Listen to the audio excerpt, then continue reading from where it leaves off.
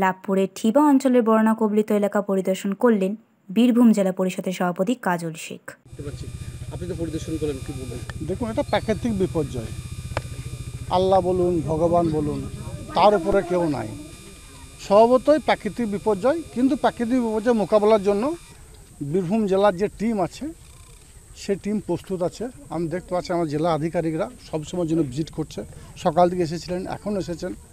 এবং আমাদের যে তিলপাড়া ব্যারেজ থেকে যে জল ছাড়া হয়েছে, কালকে 5,000 কিউসেক ছিল, সেটাকে আজকে 4,000, আজ 6টার মধ্যে সেটাকে 3,500 নিয়ে আসা হবে। আশা করি কালকের মধ্যে এই যে জল দেখতে পাচ্ছেন তার অনেক নিচে নেমে যাবে, যদি প্রাকৃতিক বিপর্যয় না হয়, দুবারা বৃষ্টিপাত না হয়।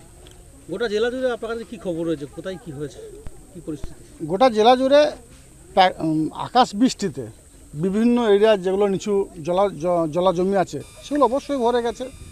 সেগুলোর জন্য একটু মানুষের অসুবিধা অবশ্যই হচ্ছে, কিন্তু বীরভূম জেলার প্রশাসনিক দিক দিয়ে ইরিগেশন ডিপার্টমেন্ট থেকে শুরু করে বিপর্যয় মোকাবেলা থেকে শুরু করে সকলেই প্রস্তুত আছে।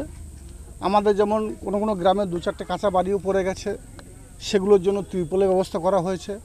বীরভূম জেলার ডিজাস্টার ম্যানেজমেন্টের পক্ষ থেকে আমাদের বোলপুরে এসডি অফিসে, রামপুরহাট এসডি অফিসে পর্যাপ্ত পরিমাণে ত্রিপল, এবং সিউড়ি থেকে ওই সাব ডিভিশন এরিয়ায় যেগুলো আছে পর্যাপ্ত পরিমাণে ত্রিপল পৌঁছে দেওয়া হয়েছে। গ্রাম পঞ্চায়েত এরিয়ায় এখানেও প্রত্যেকটি গ্রাম পঞ্চায়েত ত্রিপল পৌঁছে গেছে, এবং প্রত্যেকটি গ্রাম পঞ্চায়েত এরিয়া যারা জনপ্রতিনিধি আছে প্লাস যারা সরকারি আধিকারিক আছেন তাদেরকে বলা হয়েছে রিপোর্টিং করার জন্য।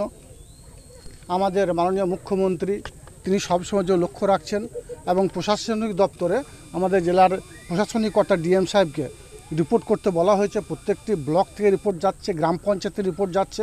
সেই রিপোর্টের ভিত্তিতে কোথাও যদি বুঝি সেই ধরনের কোনো পরিস্থিতি আসে সঙ্গে সঙ্গে মোকাবেলা করা হবে।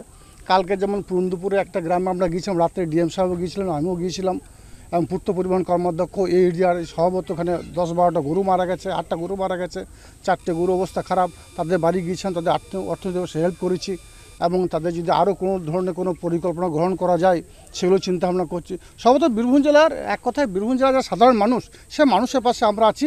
বীরভূম জেলা পুলিশ প্রশাসন আছে, এবং পুলিশ প্রশাসনিক স্তর থেকে শুরু করে সকলে আছে। সর্বোপরি আমাদের রাজ্যের মাননীয় মুখ্যমন্ত্রী মাননীয় মমতা বন্দ্যোপাধ্যায়, তার চিন্তাভাবনার উপর ভিত্তি করে আমরা সকলে প্রস্তুত আছি। কুঁয়ে নদী পরিদর্শন করেন, কি দেখলেন? বাঁধের কি অবস্থা? বাঁধের অবস্থা মোটামুটি পর এখন যেটুকু বর্তমান পরিস্থিতিতে ঠিকই আছে, ভয়ের কোনো কারণ নেই। এই এরিয়া মানুষকে এটা আমরা আশ্বস্ত করার জন্য এসেছি। আমাদের আধিকারিকরা সবসময় ভিজিট করছেন, এবং কিছুদিন আগে আমাদের এডিএম সাহেব এখানে এসেছিলেন, এখানকার যারা বিধায়ক আছেন তারাও এসেছেন। আমরা সবসময়ের জন্য এরা মানুষের পাশে আছি, এবং আর কিছুক্ষণের মধ্যে বা কয়েক ঘন্টার মধ্যে জলস্তর যে জায়গায় আছে আরও নিচে নেমে যাবে। স্বভাবতই এরিয়া মানুষকে নিশ্চিত থাকার জন্য আমি আবেদন করব। ধান জমি আমরা দেখতে পাচ্ছি প্রায় বিঘার পর বিঘে, মানে হেক্টরও বলা যেতে পারে, যে জমি জলের তলায় চলে গেছে। এই বিষয়গুলো নিয়ে জেলা প্রশাসন কি ভাবছে? এই বিষয়গুলো নিয়ে আমাদের রাজ্য স্তর থেকে নির্দেশ এসেছে। আমাদের মাননীয় মুখ্যমন্ত্রী মাননীয় মমতা বন্দ্যোপাধ্যায় আমাদের রিপোর্ট করার জন্য বলেছেন জেলা শাসককে। জেলা শাসক সেইভাবে প্রত্যেকটি পঞ্চায়েত সমিতি এরিয়া, গ্রাম পঞ্চায়েত এরিয়া থেকে রিপোর্ট কালেকশন করছেন। সেই রিপোর্ট কালেকশন করে আমরা রাজ্য স্তরে পাঠাবো।